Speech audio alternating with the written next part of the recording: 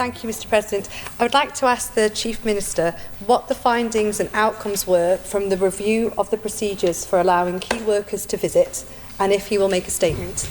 Call on the Chief Minister, Mr Quayle, to reply. Thank you, Mr President. The review concluded that the requirement in the regulations to balance the risk of not allowing a key worker to enter the island to undertake essential work against the risk that the individual may import COVID-19 into the island remains an appropriate test.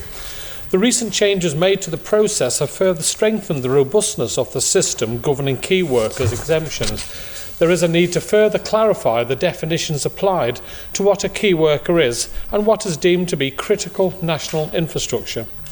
Testing pathways are an important part of the risk mitigation measures that can be applied to key workers, but there is a need for flexibility to ensure that each set of circumstances can be managed and that the island can continue to access key workers. The economic interest exemption category is inherently difficult to quantify, but the existing approach seeks to sustain and enable economic activity to occur now. Changing this approach would have a material effect, particularly on construction activities. With regard to defining critical national infrastructure, Council of Ministers agreed that the following is appropriate but is kept under review. Those critical elements of infrastructure, namely assets, facilities, systems, networks or processes, the loss or compromise of which could result in a major detrimental impact on the availability, integrity or delivery of essential services, including those services whose integrity of compromise could result in loss of life or injury, or significant economic or social impact, and or B, significant impact on the functioning of the Isle of Man. I believe that throughout the pandemic we have to date successfully managed to balance the risk of bringing key workers to our island to meet our strategic objectives whilst mitigating the risk of importing COVID-19. As with everything we have done as part of our response, we have had to learn as we have gone along. There was no rule book and we haven't got everything right. We have been open to continually reviewing and refining our approach, and the key workers process is a good example of this. I have previously provided members with updates on changes that were put in place to increase the robustness of how we manage key workers, and we continue to make changes to improve the way we do this on an ongoing basis.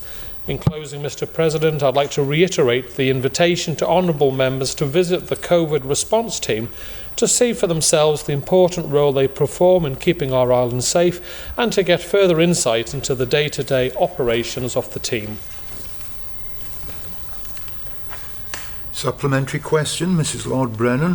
Thank you, Mr President. I understand that part of the reason and need for having a review was perhaps to attend to some of the practical matters, perhaps to do with communication or the process at ports, for example. So aside from reviewing the regulations and being happy with the risk, are there any particular changes to the process that can be highlighted by the Chief Minister? Thank you, Mr President. Chief Minister. Thank you, Mr Speaker, and I thank the Honourable Member for Council for her question. Work was already underway to consider how best to make the processes around key workers as robust as possible, and these include additional contact with the sponsor before and after arrival to the island, and this was already in place for the Department of Health and Social Care.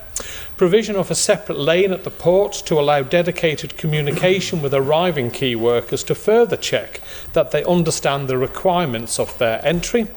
A checklist that each key worker must initial on entry to confirm that they've understood the conditions of entry, and announcements on board ferries and flights to remind all passengers of the legal requirement to self-isolate on arrival to the island.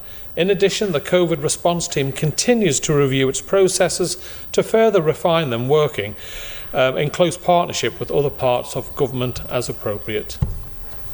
Supplementary, Mr Speaker. Thank you. Firstly, will the Chief Minister take back the thanks of myself and many other members of Tynwald Court for the work that the COVID response team continues to do? And will the Chief Minister confirm that checks will continue to take place over Christmas and over New Year to keep our island safe, notwithstanding the public holidays? Chief Minister. Thank you, and I thank the Honourable Member, Mr Speaker, for his comments. Yes, the team are doing a fantastic job and will be working throughout the Christmas and New Year period to ensure that our island remains safe. Honourable Member for Douglas Central, Mr Thomas. Thank you, Mr President. I noticed that the Chief Minister asserted that there was no rule book for this. Can the Chief Minister advise whether the pandemic plan 2009 or the more recent 2019-2020 actually considered what was critical national infrastructure and what key workers would be needed in the event of a pandemic? Because I'd just like the Chief Minister to confirm that there was a pandemic plan in place, and I imagine, and perhaps he could confirm that it did actually consider the issues of critical national infrastructure and who would be needed to maintain them. Chief Minister to reply. Thank you, Mr Speaker. I'm happy to circulate to all honourable members the previous plan.